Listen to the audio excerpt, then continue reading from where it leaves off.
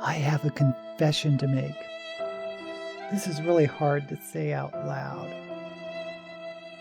but I'm going to have to be brave. I'm just going to have to say it. I loved the Netflix live-action Avatar: The Last Airbender series. And yes, I know. I know. This is a terribly unpopular opinion, at least according to other YouTubers.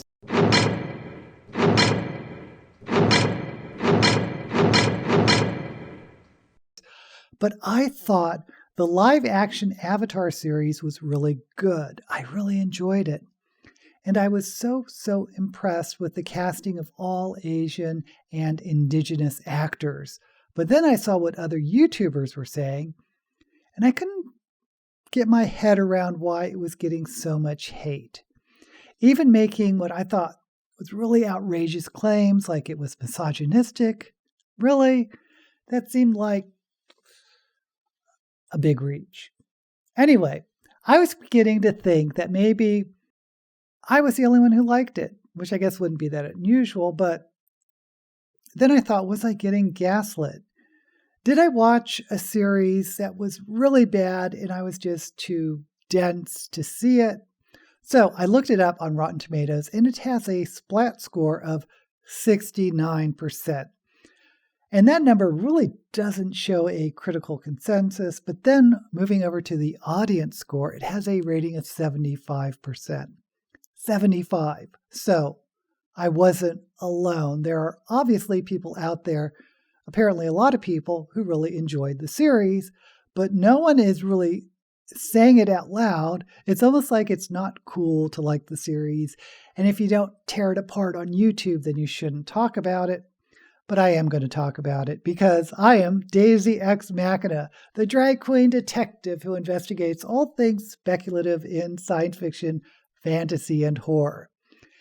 And I'm not going to apologize for liking Avatar. In fact, maybe you should just go watch the Netflix version yourself and form your own opinions before watching any reviews. But if you have seen it, let me know what you thought down in the comments. And while you're there, don't forget to like this video and subscribe to my channel. From what I can tell of the negative reviews, and they are legion, but many reviewers seem to be super fans who will never be satisfied unless there's a live-action version that is a scene-by-scene recreation of the animated series, but that's not how adaptations work. If you aren't familiar with the source material, Avatar: The Last Airbender was an animated series that ran for 3 seasons from 2005 to 2008. It is about a young boy named Aang who is the reincarnation of the Avatar. And the Avatar is born every generation to keep the balance among the various Bender nations. Benders are magic users who can bend the elemental forces. Airbenders manipulate air, obviously, and are nomads who live on islands. Waterbenders live in the Arctic poles and can not only bend water but freeze it. Earthbenders are more inland, and firebenders can bend fire and seem to be strongly inspired by Japanese culture. In fact, all the bending nations are inspired by Asian or indigenous cultures. The animation itself was American, but strongly influenced by Japanese anime. The stories were great, and the animated series became wildly popular, not just among kids, but also adults. And yes, I was one of the adults who fell in love with the series. In 2010, a live-action movie was made that was a huge flop. Huge flop. I remember seeing it in the theaters and was just shocked at how dark the movie was.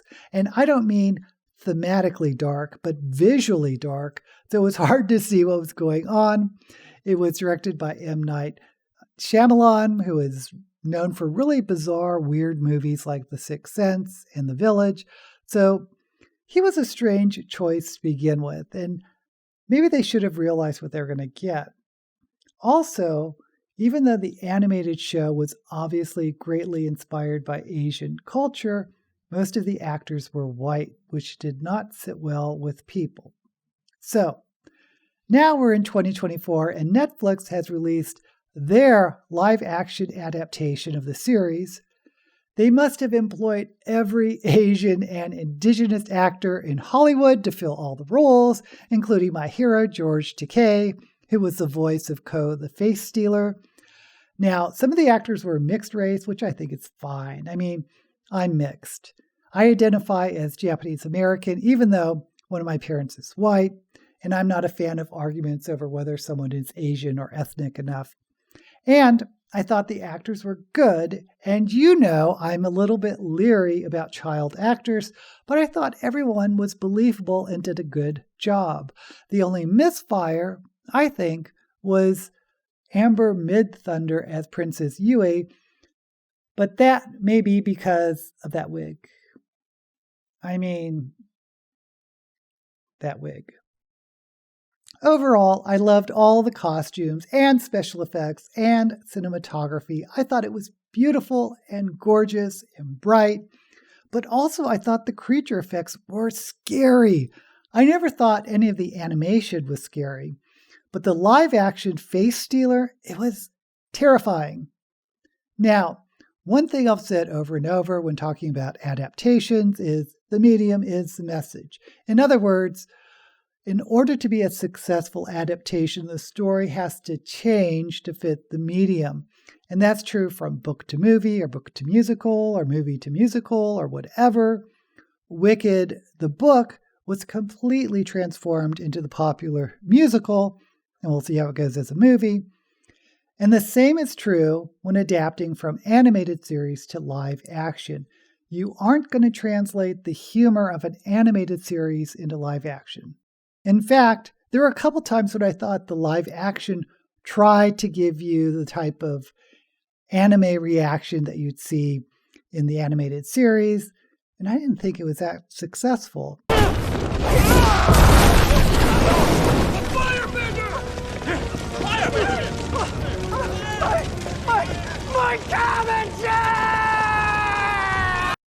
Also, character arcs are going to look different. It just is. It's more subtle in live action because there's a reliance on the acting and performances just as much as the writing. The biggest thing, of course, is plot. Like I said earlier, you're going to be gravely disappointed if you expect a scene-by-scene reenactment of the animated series. That's just not going to happen.